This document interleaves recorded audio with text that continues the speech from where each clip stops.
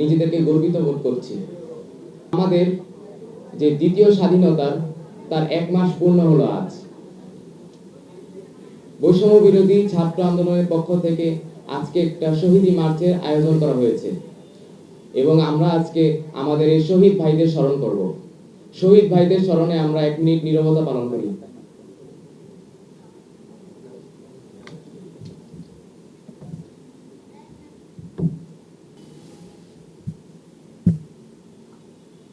আছেন যে 5 তারিখ সরকার পতনের পর থেকে বিভিন্ন জায়গায় বিভিন্ন ধরনের অবিচ্ছিন্ন আন্দোলন শুরু হয়েছে। দেখা গিয়েছে অনেক জায়গায় অনেক অযৌক্তিক দাবি নিয়ে মানুষজন রাস্তায় নেমেছে। আমরা কারিগরি শিক্ষার্থীরা তা করেছিলাম। আমাদের বিরুদ্ধে এই অবস্থার পরিপ্রেক্ষিতে একটা ষড়যন্ত্র তৈরি হয়। সেই ষড়যন্ত্র করে একটা মহল, যারা আমাদের কারিগরির কোনো ব্যক্তিত্ব ছিল না, তারা কারিগরিতে 2021 সালে একটা কালো নিয়োগের মাধ্যমে সংযুক্ত হয় এবং তারা এই নতুন অন্তর্বর্তীকালীন সরকারের সময়কে একটা সুযোগ বুঝে ব্যবহার করার চেষ্টা করে। তারা চেষ্টা করে জোরপূর্বক আমাদের অধিকারগুলো হরণ করার জন্য।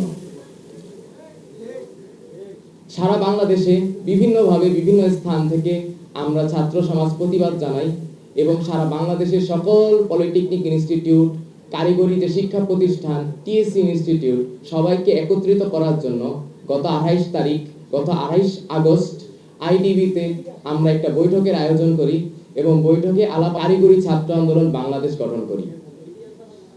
কারিগরি ছাত্র আন্দোলন বাংলাদেশের মূল উদ্দেশ্য ছিল সারা বাংলাদেশে 11 দফা, 18 দফা, 16 দফা, 22 দফা যে বিচ্ছিন্নভাবে আন্দোলন হচ্ছিল, সে বিচ্ছিন্ন আন্দোলনকে একত্রিত করা।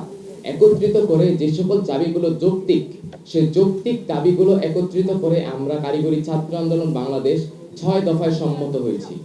শুধু আমরা 6 দফা সম্মত হইনি, এছাড়াও আমরা ঢাকা ও ঢাকার বাইরের আরো অনেক পলিটেকনিক, সরকারি বেসরকারি পলিটেকনিকের সাথে যোগাযোগ করেছি, যাতে আমাদের 6 দফার সাথে অন্য কোনো সংযুক্তি, কোনো পরিমার্জনা থাকলে বা তাদের ব্যক্তিগত কোনো সমস্যা থাকলেও তাকেও আমরা সংশোধন করার চেষ্টা করেছি।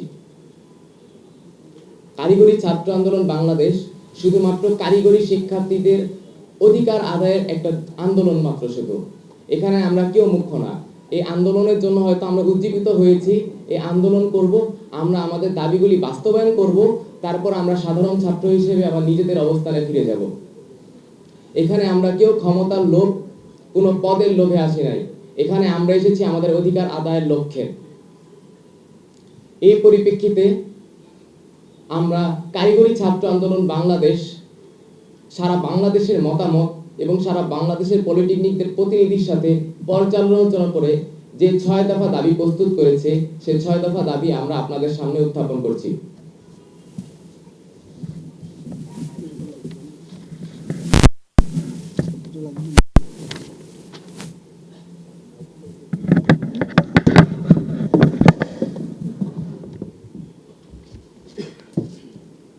আসসালামু আলাইকুম সবাইকে।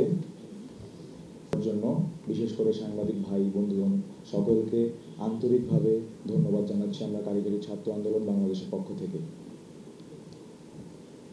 আমাদের কারিগরি ছাত্র আন্দোলন বাংলাদেশ সরকারি বেসরকারি পলিটেকনিক ইনস্টিটিউট ও টিএসসি সহ কারিগরি শিক্ষা বোর্ডের আওতাভুক্ত শিক্ষার্থীবৃন্দ সকলে এই কারিগরি ছাত্র আন্দোলন বাংলাদেশের অন্তর্ভুক্ত। আমাদের কারিগরি ছাত্র আন্দোলন বাংলাদেশের পক্ষ থেকে সারা দেশের সকল কারিগরি প্রতিষ্ঠানকে সকল দফার আলোকে আমরা 6 দফা উপস্থাপন করছি। আমাদের প্রথম দফা 2021 সালের বিতর্কিত নিয়োগপ্রাপ্ত সকল ক্রাফট ইন্সট্রাক্টরদের কারিগরি অধিদপ্তর এবং সকল প্রতিষ্ঠান থেকে দ্রুত স্থানান্তর করতে হবে। দ্বিতীয় দাবি, ডিপ্লোমা ইঞ্জিনিয়ারিং কোর্স 4 বছর মেয়াদী নিশ্চিত করতে হবে এবং প্রতি সেমিস্টার পূর্ণ মেয়াদে 6 মাস করতে হবে। আমাদের তৃতীয় দাবি, উপসহকারী প্রকৌশলী পদে 10ম গ্রেড ডিপ্লোমা ইঞ্জিনিয়ার ব্যতীত অন্য কেউ আবেদন করতে পারবেন না। উপসহকারী প্রকৌশলী ও সমমান পদ ডিপ্লোমা ইঞ্জিনিয়ারদের জন্য সংরক্ষিত রাখতে হবে। আমাদের চতুর্থ দাবি, কারিগরি শিক্ষা বোর্ড সংস্কার করে কারিগরি সেক্টর পরিচালনায় কারিগরি শিক্ষা বহির্ভূত কোনো জনবল থাকতে পারবে না। আমাদের 5 নম্বর দাবি, কারিগরি শিক্ষা অধিদপ্তরের বিতর্কিত নিয়োগ বিধিমালা সংশোধন করে সকল শূন্য পদে কারিগরি জনবল নিয়োগের মাধ্যমে শিক্ষক সংকট দূর করতে হবে। আমাদের 6 নম্বর দাবি, উচ্চ শিক্ষার সুযোগ বৃদ্ধির লক্ষ্যে ডিপ্লোমা ইন ইঞ্জিনিয়ারিং ছাত্রছাত্রীদের জন্য প্রস্তাবিত 4টি ইঞ্জিনিয়ারিং কলেজে শতভাগ সিট নিশ্চিত করতে হবে। আমাদের এই 6 দফার ব্যাখ্যা আমাদের মধ্যে আমাদের টিএসসি থেকে আমাদের প্রতিনিধি রয়েছেন মোহাম্মদ শিহাব হাসান ভাই, তিনি আমাদের মাঝে ব্যাখ্যাগুলো উপস্থাপন করবেন। সকল আমার নাম মোহাম্মদ জুবাই পাটোয়ারি, আমি কারিগরি ছাত্র আন্দোলনের একজন ক্ষুদ্র প্রতিনিধি। আমি ঢাকা পলিটেকনিক ইনস্টিটিউটের পূর্ব কৌশল বিভাগের একজন ছাত্র। ধন্যবাদ সকলকে।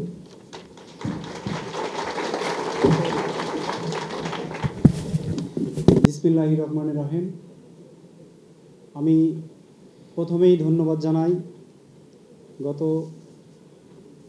28 আগস্ট কারিগরি ছাত্রদের অধিকার আদায়ের লক্ষ্যে যে সংগঠনের জন্ম হয়েছিল কারিগরি ছাত্র আন্দোলন বাংলাদেশ, তাদেরকে ধন্যবাদ জানাই আমাকে এখানে কথা বলার সুযোগ দেওয়ার জন্য। আমার পরিচয়, আমার নাম মোহাম্মদ শিহাবুল ইসলাম শিহাব, সাবেক ছাত্র গাজীপুর টিএসসি এবং বাংলাদেশ টিএসসি ও টিটিসির সমন্বয়ে ছাত্র সংগঠন যার নাম বাংলাদেশ টিবেট ওয়েলফেয়ার অ্যাসোসিয়েশন। আমি সেই সংগঠনের একজন কেন্দ্রীয় কমিটির আহ্বায়ক। আমি বাংলাদেশ টিবেট ওয়েলফেয়ার অ্যাসোসিয়েশনের পক্ষ থেকে প্রথমেই সবাইকে সালাম জানাই, আসসালামু আলাইকুম।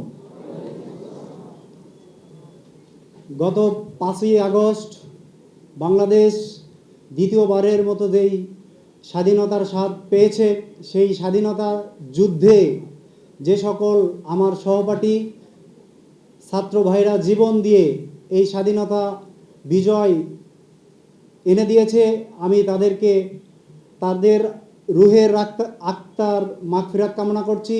সেই সাথে যারা এখনও হাসপাতালের বেডে অসুস্থ অবস্থায় শুয়ে আছে, তাদের জন্য দোয়া করি মহান রব্বুল আলামিন যেন তাদেরকে দ্রুত সুস্থ করে তাদের পরিবারের মাঝে ফিরিয়ে দেয়।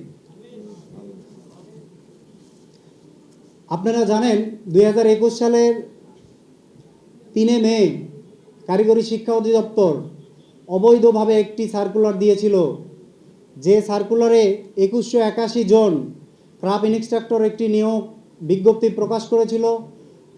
আপনারা অবশ্যই অবগত আছেন, ক্রাফট ইনস্ট্রাক্টর একটি কারিগরি পড়াশোনাটাই হলো হাতে কলমের শিক্ষা, আর এই শিক্ষার মূল কাজই হলো ল্যাবে আমাদের ব্যবহারিক ক্লাস। আর ব্যবহারিক ক্লাসগুলোয় আমাদের জুনিয়র ইনস্ট্রাক্টর এবং ইনস্ট্রাক্টর স্যাররা যে থিওরি ব্যাখ্যা দিয়ে যায়, আর হলো এই ক্রাফট ইনস্ট্রাক্টরদের কাজ, এই মামাদের কাজ হলো আমাদেরকে সেই ব্যবহারিক ক্লাসের হেল্প করা বা সাহায্য করা।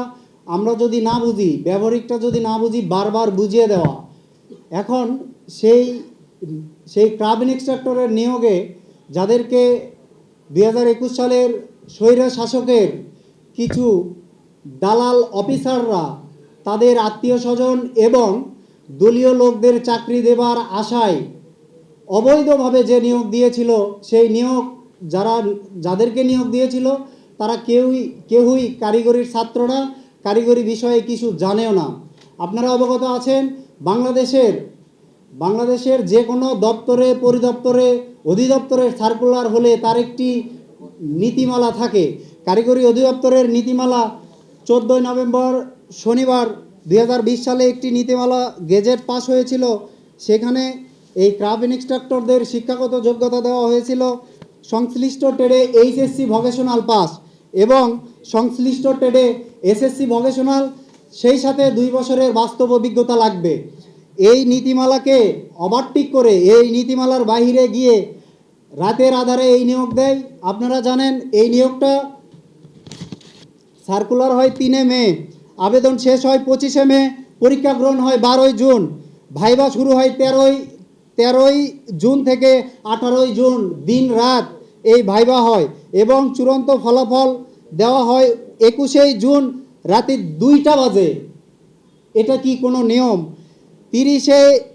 30শে জুন বাংলাদেশ টিবেট ওয়েলফেয়ার অ্যাসোসিয়েশনের পক্ষ থেকে হাইকোর্টে একটি রিট করা হয়।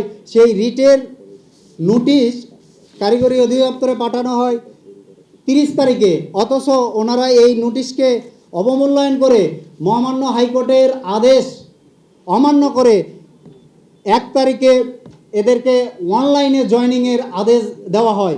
এই আদেশ যে সকল প্রিন্সিপাল না মানার চেষ্টা করছে তাদেরকে বহিষ্কারও করা হয়। আমি বলতে চাই, বাংলাদেশ ক্ষুদ্র আয়ের দেশ, নিম্ন আয়ের দেশ। এই দেশ উন্নত করতে হলে, এই দেশ সিঙ্গাপুরের মতো করতে হলে কারিগরি শিক্ষাকে উন্নত করতে হবে। আর কারিগরি শিক্ষাকে উন্নয়নের দিকে নিয়ে গেলে, কারিগরি শিক্ষা মানসম্মত শিক্ষা রূপান্তরিত করতে হলে ক্রাফট সেক্টরে যে সকল মামারা নিয়োগ আছে তাদেরকে দ্রুত অপসারণ করতে হবে। সেই সাথে বাংলাদেশের বিভিন্ন টিএসসি এবং পলিটেকনিক থেকে যে সকল নন টেক টিচারদেরকে কারিগরি অধিদপ্তরে সংযুক্তি অফিসার হিসেবে কাজ করানো হচ্ছে তাদেরকে দ্রুত কারিগরি অধিদপ্তর থেকে প্রতিষ্ঠানে পাঠিয়ে দিয়ে শিক্ষক শূন্যতা পূরণের দাবি জানাচ্ছি। সেই সাথে আরও দাবি জানাই, আমাদের টিএসসি পলিটেকনিক টিটিসিতে বিভিন্ন শিক্ষক শূন্য পদ আছে। এই সব পদে কারিগরি শিক্ষকদের দ্রুত নিয়োগ দেওয়ার জন্য আমি বাংলাদেশ কারিগরি ছাত্র আন্দোলন বাংলাদেশের পক্ষ থেকে জোর দাবি জানাই। সেই সাথে কারিগরি ছাত্রদের উচ্চশিক্ষার জন্য, আমার এক ভাই বলে গেছে, উচ্চশিক্ষার জন্য আমাদের প্রাইভেট ইউনিভার্সিটির ব্যবস্থা করার জন্য বিনীতভাবে অনুরোধ জানাই। পাবলিক বিশ্ববিদ্যালয়। আরেকটি বিষয়, ডিপ্লোমা ইঞ্জিনিয়ারদের কোর্স 4 বছরে এবং সকল সেমিস্টার 6 মাসে শেষ করার কথা, সেখানে কুচক্রী মহলগুলো মাত্র 4 মাসেই শেষ করতেছে। তারা আমাদেরকে বুঝতে দিচ্ছে না যে তারা আস্তে আস্তে আমাদেরকে 3 বছরে কনভার্ট করার জন্য এই পরিচালনা তারা করতেছে। আমরা এই সংগঠনের পক্ষ থেকে, আজকের এই সংবাদ সম্মেলনের পক্ষ থেকে সাংবাদিক ভাইদের দৃষ্টি আকর্ষণ করি আপনাদের মাধ্যমে। আমি এই ডিজি স্যারকে বলতে চাই, ডিপ্লোমা ইঞ্জিনিয়ারিং কোর্স 6 মাসে সেমিস্টার শেষ হবে এবং 4 বছরে পুরো কোর্স কমপ্লিট করতে হবে।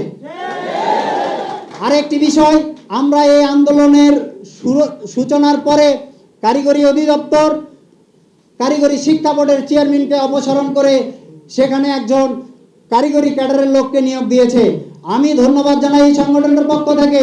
কিন্তু এই সামান্য শুধু এক চেয়ারম্যানকে চেঞ্জ করে আমাদেরকে খুশি করানো যাবে না। আপনাদের অবশ্যই জানা আছে, বিগত দিনে কারিগরি বোর্ডের যে সার্টিফিকেট জালিয়াতির একটি খবর, সেই সাথে রেজাল্ট বাণিজ্যের একটি ভালো সমস্যা আছে কারিগরি বোর্ডে। তাই আমি বলতে চাই, কারিগরি বোর্ড থেকে যত দুর্নীতিবাজ অফিসার আছে তাদেরকে দ্রুত অপসারণ করতে হবে। আরেকটি বিষয়, কারিগরি অধিদপ্তরে যে সকল টেকনিক্যাল পদে নন টেক অফিসাররা আছে তাদেরকে অপসারণ করে সেখানে টেকনিক্যাল লোকজন দ্রুত নিয়োগ দিতে হবে। শুধু শিশির বাবুকে এই পদ অপসারণ করে আমাদের মন খুশি করা যাবে না। আমরা সব জায়গায় সংস্কার চাই। আপনারা জানেন 2019 সালে 4 সেপ্টেম্বর এই কারিগরি অধিদপ্তর থেকে একটি নিয়োগ বিজ্ঞপ্তি প্রকাশ হয়েছিল। আমার কাছে সব ডকুমেন্টস আছে, আপনাদেরকে আমি একটা করে কপি দিব। সেখানে ওই ক্রাফট ইন্সট্রাক্টর নিয়োগ হয়েছিল 13তম গ্রেডেই। সেখানেই কিন্তু নিয়োগ বিধিমালা ঠিক ছিল, সেখানে কিন্তু এইচএসসি ভোকেশনাল পাসদেরকেই অগ্রাধিকার দেওয়া হয়েছে। কিন্তু এই 21 সালের যে নিয়োগটা, এই নিয়োগ পুরোটাই অবৈধ। আর এই ক্রাফট ইন্সট্রাক্টররা যে সংগঠন করেছে, ওনারা স্বঘোষিত শিক্ষক বলে দাবি করে, এটা পুরোটাই অবৈধ এবং আইনের পরিপন্থী একটি কাজ ওনারা করতেছে। ওনাদের দায়িত্ব এবং কর্তব্য আপনাদেরকে তুলে ধরতে চাই।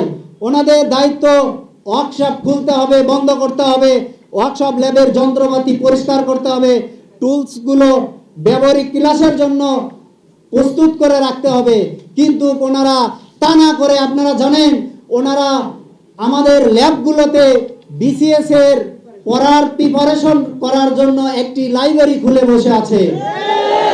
আমরা যদি কোনো প্রশ্ন করি আমাদের সাথে ভালো ব্যবহার করে কথা বলতে চায় না, ওনারা সব সময় পড়াশোনা নিয়ে ব্যস্ত থাকে।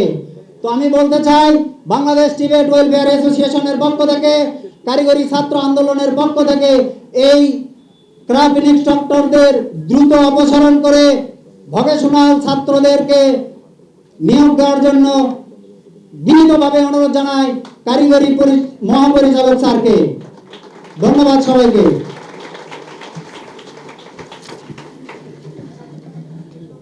আমি ঢাকা পলিটেকনিক সিভিল ডিপার্টমেন্টের একজন স্টুডেন্ট। আমি আমাদের এই কারিগরি ছাত্র আন্দোলনের পক্ষ থেকে আমার ক্ষুদ্র বক্তব্য উপস্থাপন করছি। শুরুতেই আমি যে বিষয়টা বলতে চাই সেটা হচ্ছে, আমরা জানি দেশকে যদি উন্নতির শিখরে নিয়ে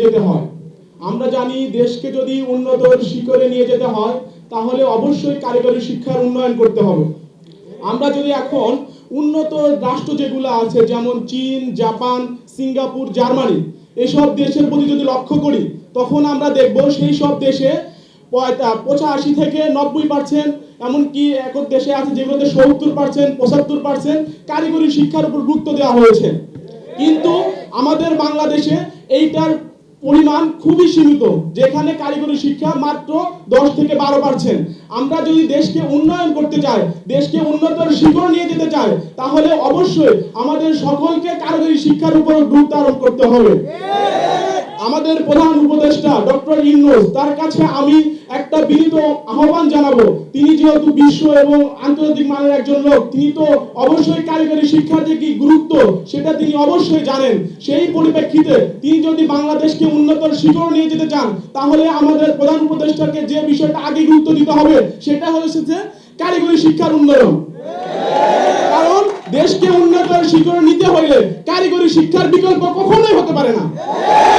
এই জন্য আমি আমাদের প্রধান উপদেষ্টার কাছে বিনীত আহ্বান জানাবো, তিনি যাতে দ্রুত আমাদের দেশের যে কারিগরি সেক্টর যেগুলো আছে এগুলোর উন্নয়ন কাজে অগ্রাধিকার দেয়। সেই পরিপ্রেক্ষিতে আজকে আমরা যে বিষয়টা নিয়ে এখানে উপস্থাপন হয়েছি, আমরা বিগত সালের অভিজ্ঞতা জানি। 2013 সালে যখন এই ডিপ্লোমা প্রকৌশলীদেরকে, তখন ডিপ্লোমা প্রকৌশলীরা উপসহকারী প্রকৌশলী হিসেবে নিয়োগপ্রাপ্ত হয় নাই। সেই সময় একটা বিষয় যে চলে আসছিল যে কারিগরি শিক্ষার্থীরা সুপারভাইজার পদে অ্যাপ্লাই করবে, এরকম একটা নিয়োগ বিজ্ঞপ্তি যখন দেওয়া হয় 2013 সালে, সেই সময়ে আমাদের ঢাকা পলিটেকনিক এবং অন্যান্য যত 51টা পলিটেকনিক সমবেত হয়ে একটা আন্দোলন করে 2013 সালে। যে আন্দোলনে পুলিশের সাথে সাধারণ শিক্ষার্থীর একটা সংঘর্ষ সৃষ্টি হয়। সেই সংঘর্ষে পুরো বাংলাদেশ পলিটেকনিক শিক্ষার্থীর ভিতরে 300+ শিক্ষার্থী গ্রেপ্তার হয় এবং 350 জন শিক্ষার্থী আহত হয়। এইটা ছিল হচ্ছে আমাদের 2013 সালে। এই পরিপ্রেক্ষিতে যে আন্দোলনটা হয়েছিল সেই সময় তারা 2008 সালের যে গ্যাজেটটা আছে এটা সংশোধন করে আমাদের ডিপ্লোমা প্রকৌশলী যারা আছে তারা তাদের নিয়োগ বিজ্ঞপ্তিতে উপসহকারী প্রকৌশলী হিসেবে দায়িত্ব পালন করবে, এই গ্যাজেটটা পাস করা হয়। কিন্তু বর্তমান যে প্রেক্ষাপটে ক্রাফটের যে যারা নন টেক ডিপার্টমেন্টে আছে ক্রাফটরা, তারা আমাদের এই জায়গাটাতে দখল করে নেওয়ার পায়তারা করতেছে। একজন ক্রাফট আমাদের কারিগরি সেক্টরে নিয়োগ হয়ে বিভিন্ন পলিটেকনিকে যে ক্রাফটটা নিয়োগ দেওয়া হয়েছে, তাদের যে দায়িত্ব আছে সেই দায়িত্বকে তারা ভুলে গিয়ে তারা এখন কি করছে, তারা চাইতেছে যে তাদের পদোন্নতি হোক, পদোন্নতি হয়ে তারা ইনস্ট্রাক্টর হতে যাচ্ছে। আমি আপনাদের বলতে চাই, আপনারা যথেষ্ট শিক্ষিত, আপনারা যথেষ্ট মেধাবী, আপনাদের যে সেক্টর গুলো আছে আপনারা সেইখানে অ্যাপ্লাই করুন। কারিগরিতে কেন? আপনি একজন জেনারেল শিক্ষায় শিক্ষিত, আপনি কিভাবে একজন সিভিল ডিপার্টমেন্টের ক্লাস নিতে পারেন? আপনি কিভাবে জিওটেকনিক, ডিজাইন অফ স্ট্রাকচারের মতো সাবজেক্ট নিতে পারেন? আপনি তো বাংলায় অনার্স করেছেন, আপনি তো বায়োলজিতে অনার্স করেছেন, আপনি কিভাবে এটা করতে পারেন? এটা কখনোই আপনারা করতে পারেন না। তো আমি আপনাদের এই সংবাদ, যারা সংবাদ কর্মী আছে তাদের মাধ্যমে আপনাদের কাছে জানিয়ে দিতে চাই, আপনারা আসলে যে পায়তারা করছেন, আপনারা যে যোগ্য সেই যোগ্য অনুযায়ী অ্যাপ্লাই করুন। আমরা তো আপনাদের সেক্টরে যাই নাই, আমরা আপনাদের পোস্টে অ্যাপ্লাই করতে যাই নাই, আপনারা কেন তাহলে আমাদের সেক্টরে এসে আমাদের এই জন্য আপনারা নিজেদের যে সেক্টরগুলোতে আছে সেই জায়গায় যেহেতু আমাদেরকে নিতে চাচ্ছেন না, আমরা কেন আপনাদেরকে সেই সেক্টরগুলোতে নিব? এই সেক্টরে একমাত্র অধিকার হচ্ছে একমাত্র অধিকার হচ্ছে কারিগরি থেকে পাশকৃত ডিপ্লোমা প্রকৌশলী যারা আছে, শুধু তারাই যোগ্য এই পোস্টের জন্য। আরেকটা বিষয় ক্লিয়ার করব, সে জায়গায় হইতেছে এই ক্রাফট যারা আছেন, যে 2019 সালে নিয়োগপ্রাপ্ত হয়েছে, এদের ভিতরে ম্যাক্সিমাম ছিল হচ্ছে আমাদের স্বৈর শাসক দ্বারা নিয়ন্ত্রিত, এবং এটা রাতের আধারে এই নিয়োগ বিজ্ঞপ্তিটা কার্যকর করা হয়েছে। এইখানে স্বৈর শাসকের আত্মীয় স্বজন, তাদের স্বজন প্রীতি, তাদের পরিচিত লোকদেরকে এখানে কি করা হয়েছে, নিয়োগ দেওয়া হয়েছে। এবং এটা সিট বাণিজ্য যে নিয়োগ বাণিজ্য বিষয়ে চলে গিয়েছে বিষয়। তারপরে আরেকটা যে বিষয়, যে প্রধান উপদেষ্টার কাছে আরেকটা অনুরোধ থাকবে, তিনি আমাদের উচ্চ শিক্ষার যে বিষয়টা আছে এটার উপরে আরো জোরদার করে, এবং বিভিন্ন যে বিশ্ববিদ্যালয়গুলো আছে তাছাড়াও কারিগরি শিক্ষার্থীর জন্য আলাদাভাবে বিভিন্ন বিশ্ববিদ্যালয় স্থাপন করবে, এই অনুরোধ ব্যাখ্যা করে আমার কথা শেষ করছি। আসসালামু আলাইকুম। আন্দোলন বাংলাদেশের পক্ষ থেকে আমাদের যে 6 দফা 6 দাবি পেশ করা হয়েছে, এর ব্যাখ্যাগুলো আমি আবারও বলছি। আমাদের প্রথম দাবি 2021 সালের বিতর্কিত ভিডিও ক্লিপটি বর্তমানে ষড়যন্ত্রকারীরা বিভিন্ন জায়গায় ছড়িয়ে দিচ্ছে এবং ডিপ্লোমা শিক্ষার্থীদের উৎসাহিত করছে এবং উত্তেজিত করার চেষ্টা করছে। আমি তাদের উদ্দেশ্যে বলবো, এক সময় আমরা 4 তারিখ রাত্রেবেলাও দেখেছি, গত মাসের 4 আগস্ট রাত্রেবেলাও দেখেছি এক গুজব লীগের আবির্ভাব ঘটেছিল। এই ডিপ্লোমা সেক্টরে আরেক গুজব লীগের আবির্ভাব ঘটছে। তারা সমন্বয়কদের সাথে আমরা কালকেও গিয়েছিলাম, শহীদি মার্চের ব্যাপারে আমাদের সাথে একটা মিটিং ছিল, সেই মিটিং এ আমরা অংশগ্রহণ করেছি। মিটিং শেষে তারা আমাদের জানায় পলিটেকনিকের কিছু শিক্ষক তাদের কাছে উপস্থিত হয়েছেন। তারা দাবি করেছেন সারা বাংলাদেশে কারিগরি ছাত্র আন্দোলন বাংলাদেশের কর্মীরা বিভিন্ন পলিটেকনিক থেকে শিক্ষকদের বের করে দিচ্ছে। আপনাদের কাছে একটা প্রশ্ন, আপনারা যে পলিটেকনিক গুলো আছেন, আপনাদের কোন পলিটেকনিকে আপনার শিক্ষক বের করে দিয়েছেন? শিক্ষক কি আমাদের সর্বোচ্চ সম্মানের স্থানে আছে না? একজন 13 গ্রেডে নিয়োগপ্রাপ্ত, ব্লক পোস্টে নিয়োগপ্রাপ্ত ক্রাফট ইনস্ট্রাক্টর, সে কিভাবে দাবি করছে যে তিনি শিক্ষক? আপনাদের কাছে এটা প্রশ্ন জানাই। এখানে আরেকটি বিষয় আছে, আমরা যারা কারিগরি সেক্টর পরিচালনায় কোনো অকারিগরি ব্যক্তিত্ব চাচ্ছি না। আমাদের কি কোনো স্বতন্ত্র ইউনিভার্সিটি বা কোনো ইঞ্জিনিয়ারিং কলেজ কারোর সাথে কি কোনো যুদ্ধ রয়েছে? আমরা কি কোনো বৈষম্য করতে চাচ্ছি? এক ষড়যন্ত্রকারী মহল, তারা তাদের ইউনিভার্সিটিগুলোতে ক্রাফটদের অন্তর্ভুক্ত কিছু ক্রাফট আছে যারা তাদের ইউনিভার্সিটিগুলোতে জানাচ্ছে সেই ইউনিভার্সিটি ছাত্রদের সাথে আমরা বৈষম্য করছি। তারা সেই বিশ্ববিদ্যালয়ের অন্তর্ভুক্ত বলে আমরা তাদেরকে বের করে দিচ্ছি। এই ঘটনা কি সত্য? তারা সকল ধরনের ষড়যন্ত্রের আশ্রয় নিচ্ছে। আমরা কি রুখে দাঁড়াতে পারবো না? আমরা কি সকল ষড়যন্ত্র প্রতিহত করতে পারবো না? আমরা শিক্ষিত সমাজ, আমরা ছাত্র সমাজ, আমরা সকল ষড়যন্ত্র রুখে দাঁড়াবো, কিন্তু আমরা কোনো সহিংসতায় যাব না। আমরা ছাত্র, আমরা পড়াশোনা করি, আমাদের মেধা আছে, আমাদের মেধা বুদ্ধি বল দিয়ে আমরা এগিয়ে যাবো ইনশাআল্লাহ। এই বলে আমি আমার বক্তব্য শেষ করছি। ধন্যবাদ সবাইকে।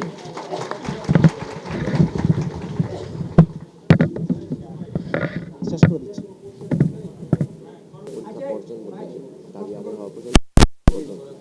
আমি সবার দৃষ্টি আকর্ষণ করছি একটি কথা, সেটা হলো ক্রাফট ইনস্ট্রাক্টর পদে যারা নিয়োগ পাইছে তাদের সাথে কি আমাদের কোনো ঝামেলা আছে? আমাদের কিন্তু কোনো ঝামেলা নাই। আমরা আমাদের দাবি জানাচ্ছি কোথায়? অধিদপ্তরে। আমরা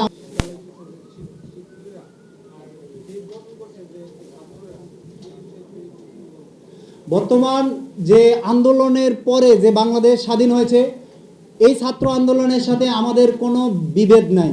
কারণ এই আন্দোলনে আমাদের কারিগরি ডিপ্লোমা ইঞ্জিনিয়াররাও মারা গেছে এই আন্দোলন করতে যায়। আমি নিজে মিরপুর 10-এ প্রোগ্রাম করছি। আমার মতো অনেক ছাত্র ভাইরা আছে এই আন্দোলনের শরিক ছিল। তো এখানে ভুল বোঝানো যাবে না যে ক্রাফট ইনস্ট্রাক্টররা নিজেকে শিক্ষিত বলে, নিজেকে শিক্ষক বলে দাবি করতেছে, এনারা কখনো কখনো কোনো আন্দোলনে যায়নি এবং তার কোনো প্রুফ আমাদেরকে দেখাতে পারবে না। আর আমরা ছাত্ররা আন্দোলন করছি, ছাত্র জনতার মাধ্যমেই এই স্বৈরাচার সরকারের পতন হয়েছে বন্ধুরা। জি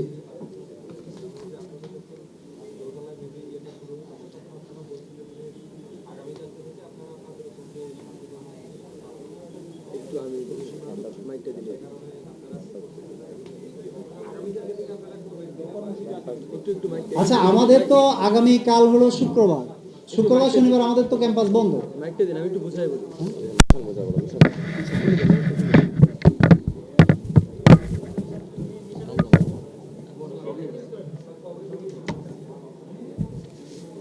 আসলে আপনার প্রশ্নটা নিশ্চিত যে আমরা কবে থেকে আন্দোলনে যাইতে চাই বা বসতে চাই, বিষয়টা হলো এমন যে যদি দাবিগুলো আমরা বর্তমান সরকারকে বিব্রত করার চেষ্টা করতেছি না।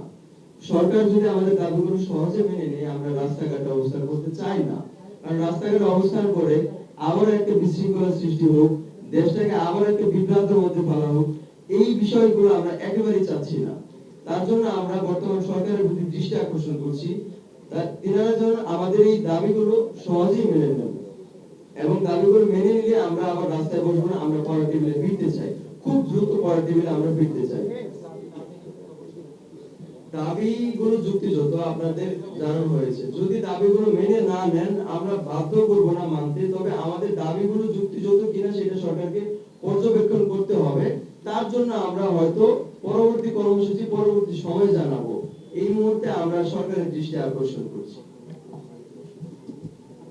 আর কোন প্রশ্ন? আর কিছু জিজ্ঞেস করবেন কি অন্যান্য ভাইয়েরা?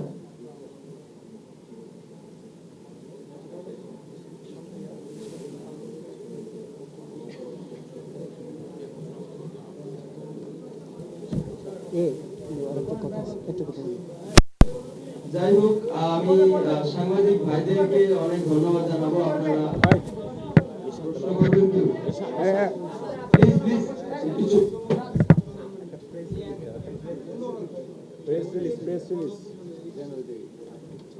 আপনাকে আপনাদের প্রথমে অবগত করা হয়েছিল হ্যাঁ যে আমরা কালকে ঢাকা বিশ্ববিদ্যালয়ের টিএসসিতে ছিলাম মিটিং এ, যে এক মাস ভর্তি যে একটা, সেখানে বলা হচ্ছিলেন সাজ্জাদ আলম ভাই যে বিজয় মিছিল করা যায় কিনা, এইভাবে একটা কথা বলেছেন, কিন্তু বিজয় মিছিল করার মুহূর্ত কিংবা সময় তৈরি হয়নি। তার জন্য শহীদদের জন্য আমাদেরকে একটা কেন্দ্র দেওয়া হয়েছে, সেটা হচ্ছে শাহবাগে। আমরা সেখানে প্রত্যেকটা স্টুডেন্ট নিয়ে বর্তমানে এখান থেকে বের হয়ে আমরা সেখানে অবস্থান করব এবং আমরা শোক পালন করব। আমাদের এই তারপর সেই কেন্দ্র থেকে ওইদিকে ঢাকার আপনার ঘুরে নির্গত হয়ে তারপরে হচ্ছে শহীদ মিনার দিকে আবার অবস্থান করবেন। আমরা ততক্ষণ পর্যন্ত সেই শহীদ ভাইয়ের স্মরণে সেখানে অবস্থান করব। আর কোনো প্রশ্ন?